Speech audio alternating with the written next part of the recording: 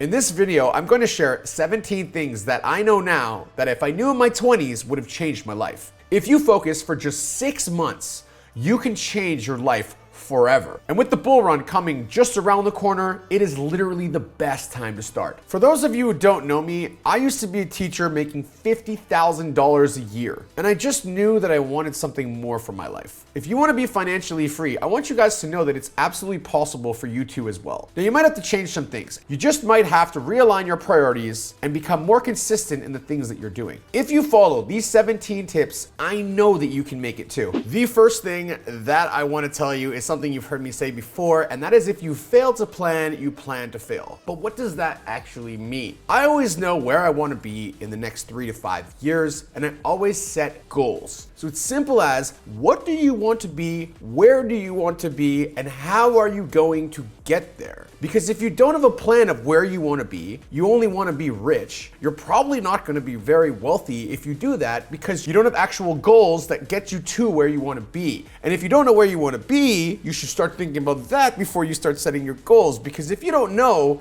that you want to leave your job and you want to do this business, or you want to, move up in your company and become a CEO or CFO or whatever, then you're not going to do it because you don't have it written down. You don't have steps to get there. You're not really thinking about how to get where you want to be, so you don't actually get to where you want to be. So it doesn't just apply to the charts. Obviously, I talk about the charts. Where are you going to buy? Where are you going to sell? Where are you going to stop? But in life, it's the same thing. Where do you want to be? Where are you going to stop out your losses because you know that something's not working? And where do we take profit, meaning we hit our goals and we go on to the next one? The other thing about fail to plan, and I would tell myself as a younger guy, was, I always set goals way too low. I was like, oh, I can achieve these, so I'll set them. What you should be doing is setting goals that scare the living crap out of you, that you go, oh my God, I don't even know how I'm going to get there. And then you make the goals to help you get further towards that one. If you have a bigger goal than you think you can achieve, generally you'll get there at some point. And that's how the most successful people in the world have done it. They stopped limiting themselves to just the simple things and they started thinking about the bigger picture. Number 2 is one that I would tell myself and tell many other people, is follow your passions. Now, a lot of people will tell you what you should do with your life, whether that be your parents, your friends, your wife, your girlfriend, etc. But you should always follow the things that make you happy. And that doesn't just mean for work, that's also for leisure and things that you love. Follow the things that you love because they make your life much more full and happy. And when you're happy, you make better decisions and your stress levels are down. The other thing is, don't be afraid to fail at certain things. If you want to follow your passion, and that's being a musician, and there's a high chance that you fail because there's a lot of people that are really good musicians, still do it, because you don't know if that's actually going to be the thing that clicks for you. And you better off failing at something that you love than failing at things that you don't. That being said, don't just quit your job that you need to pay your bills and so that you can live. You need to do both, right? So even if you want to have 2 jobs, that's okay. And it's really important that you don't just give up on everything to do your passions and the things that you want. I had a full-time teaching job and I had businesses on the side. Was it a lot of work? Yes, but at least I got to do 2 things that I really loved, and it led me into crypto, which is my happiest space. Going off of what I just said, always have a side hustle. Do not be satisfied with one source of income. People that only have one source of income, if something happens and that income is gone, you are pretty much screwed. So find ways, whether it be an extra $100 on the weekend, $500 a month, whatever it is, find ways to make extra capital and find ways to make money where you don't have to do a lot of effort. Set up online stores, do businesses where you just run some ads and people buy off of a website and you do drop shipping. Find something that will make you extra money so that you can not just rely on the one job you have, but you can rely on several different sources of income. Now, it's not easy, I understand that. You have to learn and you have to fail to get there, but it's worth it to do that, because when things start to click, it could take a while for you to get where you want to be. But if you stay to the course of what you're trying to achieve, you will get there and you will make more money because of it. One thing I would tell my younger self, this is a really good one for me when I was younger: party less, work more. Why do I say that? Well, when we're young, it's so fun to be out in the clubs and meeting girls and spending all your time on Tinder, and you spend and you waste and you waste and you waste more and more time time. So I would tell my younger self, maybe spend less time on the girls and the parties and all that stuff, and spend a little bit more time grinding it out and working. The next one up is stay focused. What I mean by that is if you're trying to do the spaghetti on the wall, which is when someone's always doing a million different things at the same time, and they're trying to feel what is, when I throw the spaghetti, which spaghetti sticks onto the wall. This methodology, if you see successful people and you're trying to convince them that they should work with you, generally if they start seeing this type of a pattern, will likely not respect you as much, and likely they will not give you the promotions and things like that because you're always looking for something else.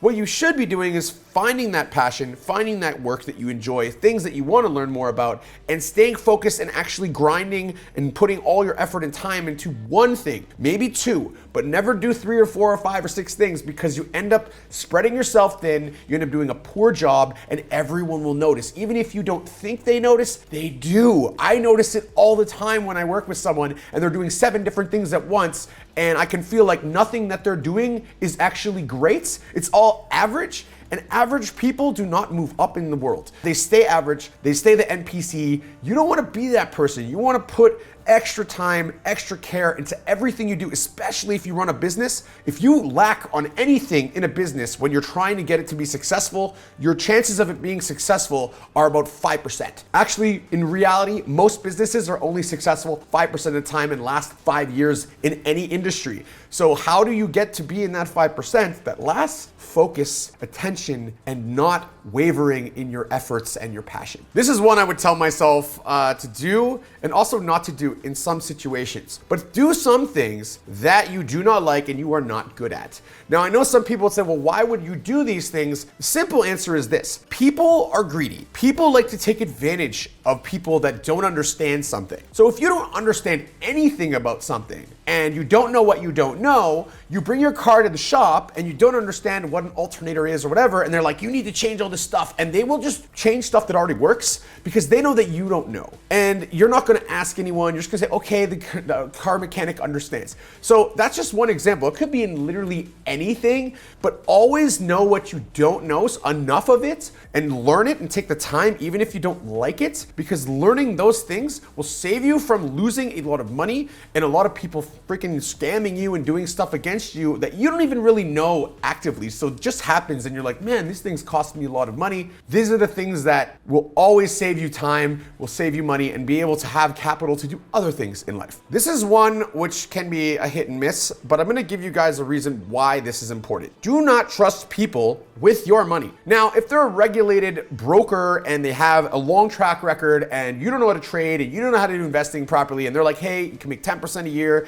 this is our results for the last 5 years, we've been doing it for a long time, they have a history and reputation, that's a different situation than, hey man, I'm just gonna give you my money and hope that you're gonna make more, or hey, I'm gonna put my money on Celsius or BlockFi, for example, and just trust that they're gonna be able to earn you this capital that they're promising. This is one of the worst decisions I've ever made, by giving someone else my capital. Even though I'm a great trader, I was like, some disposable income, I can leave it here, it earns me money, but didn't have a track record. And I was trusting certain people, which you can't trust people when it comes to money. There's no friends in business, I've learned. And because when I say that is, when you're doing business, no one's really your friend. And I'll get to that a little bit more, but basically always be careful where your money goes and who has control of it. But if I give you the best thing that you can do is always keep in control of your own assets. Even if it's in a business, you are the one who should be controlling where the money goes, who gets paid, and when. The next one is an extremely important thing that I've learned the hard way as well from. And honestly, life lessons, they always say experience is the shittiest teacher,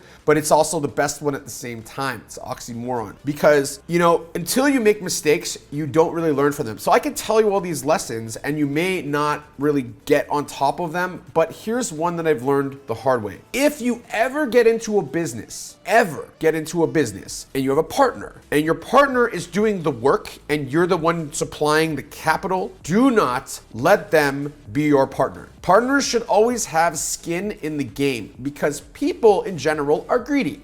And because people are greedy, if you give them the ability to make decisions with your money, they make a lot of bad decisions because they don't care. There's no downside for them. So any business partner you ever work with, they need skin in the game. And if your money's mostly in the game, you better control that. This is one personal experience that I've learned in my life, and I would not be sitting here and talking to you guys about my success if I did not do this. And this is simple. Never, ever give up on your dreams. And it sounds corny, but here's the reality. Everyone else, when you're down 80, 90%, will tell you stop doing this. Your wife, your friends, your family will say don't do it. It's not worth the risk, all this stuff. Never give up, because most of the people in the world that are successful entrepreneurs were down 95, 98, 99%. And then finally that effort and their grind, something just clicked and they started making money hand over fist. And usually people who become millionaires do it very, very quickly in a business where they finally figure out what people want and they actually solve that problem for someone. People come in and all of a sudden it stacks on stacks on stacks. And I'm in millions of dollars within 6 months of everything starting to work for me. But it took 2.5 years of grinding and figuring it out and failing. And you have to be okay with that. Do not listen to other people, because everyone, including everyone you care about, will tell you to stop doing something. You have to believe in yourself and what your mission and your goals are. And if you give up, usually you give up right at the point where it's about to turn around and become successful. Next thing I want to tell you is stay true to who you are. Making a bunch of money, making a bunch of connections, getting a big reputation should not change who you are. Because there's a number in a bank account that's higher than someone else does not make you more important or someone who should have this massive ego and thinks that you're so much better than anyone else. Anyone who did the things that I did in my life could easily be in the same position as me. So why treat anyone lower, hire anyone different? I talk to billionaires the same way I talk to the gardener. Why? Because we're all just people, and it doesn't matter. You should be humble about that fact. Stick to your morals and your values. Do not let people pull you out of that. Many of us forget that your reputation precedes you. And so if you have a strong reputation, you don't screw people over, you don't penny pinch out of businesses, you don't do anything illegal, you don't do anything wrong to anyone, your reputation will make you far more money than anything else ever. Because it's not what you know, it's who you know. And if who you know says great stuff about you, business will flow in forever consistently. Even if you lose everything, those people and your reputation will get you back. Because if you did it once and you have the network, you will always become wealthy yet again with the next idea that you have. The power of consistency. What does that mean? Well, it means that, you can't waver in what you're doing. It goes back to one of our other points earlier. If you're going to do something, they always say, your mom told you that you're a kid, if you're going to do something, do it right. Well, that's the same thing in life. If you're going to half-ass anything, it's going to show. People will see that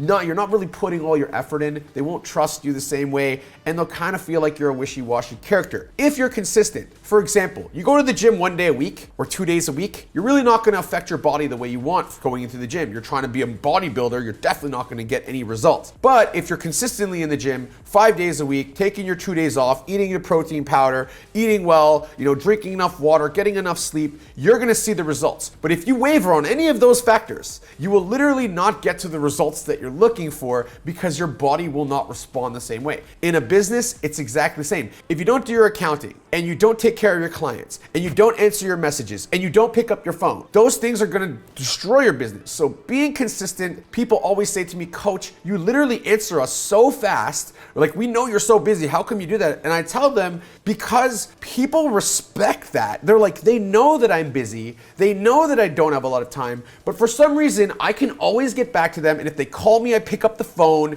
And if I can't pick up the phone, I'll call them back. And that is so important, and it's something that's always people lack on. It will make people view you as a much higher person than if you don't do these things. This is really important, and I talk about it all the time. Your network is your net worth. What does that mean though, right? A lot of people are like, okay, Coach, what does that actually mean? Well, it means that you should never be scared to talk to people. Now, I know when I was younger, I was kind of like, if I don't know anyone in a room, if I had friends with me, it'd be easier. But if I was all alone in a room, I wouldn't be like really easily finding people to talk to. It's kind of awkward, especially this day and age where everyone's on their phone. But you have to force yourself to do things that make you a little bit uncomfortable sometimes, and actually you'll get more value out of that than anything. What I mean by that is who you know is more important than what you know. So if you build a network of people around you where you know these are top tier people, they get their jobs done, they're really high value add for whatever you want to do, and they're in your Rolodex and they'll actually pick up the phone and you built the relationship with them, you are much more powerful than a guy with 4 degrees that are doctorates from a university who doesn't talk to people and doesn't know how to actually interact. So you should always work on your interaction skills,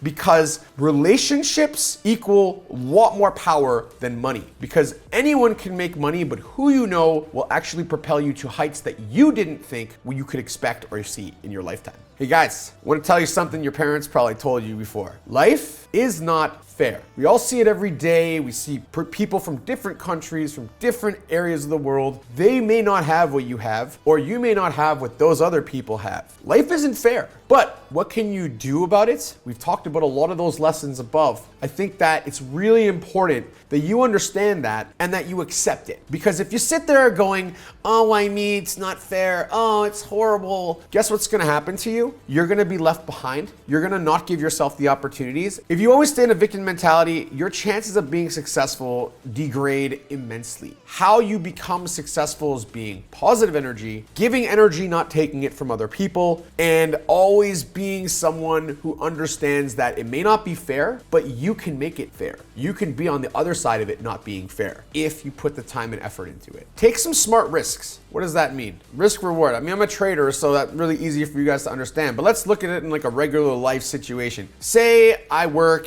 in a big city, right? It could be Toronto and it could be Bangkok or wherever. I work in a big city and I get like this unique opportunity. For example, I had this happen in the past where I can go work at F1 Montreal for 3 days and make 4 times my salary that I would in like 2 weeks working in Ottawa when I was a university student there. Now, in terms of taking a smart risk, it makes sense for me to make that extra capital to make a new opportunity for myself and actually get to meet new people and get intertwined into some new business opportunities than not do it at all, risk that 4x loss so that I could go and have my own weekend and pretty much do whatever. When I was in university, it was like, unless it was football season, I pretty much had a free weekend to do whatever. And you know, university students don't really take great value of their time when they're there. They like to party and hook up with girls and all that kind of stuff. So that was a smart risk that I took. Another smart risk that you can take when we're talking back on crypto side is when it comes to your portfolio, taking a smart risk would be saying, let's say I have 100% of my money in USDT. How much should I put into something like meme and degenerate coins? So that would be something along the range of 2 to 3% of your entire portfolio, because you usually with a meme coin, like I've shown you guys my Shiba wallet, you could take $150 and turn it into $100 million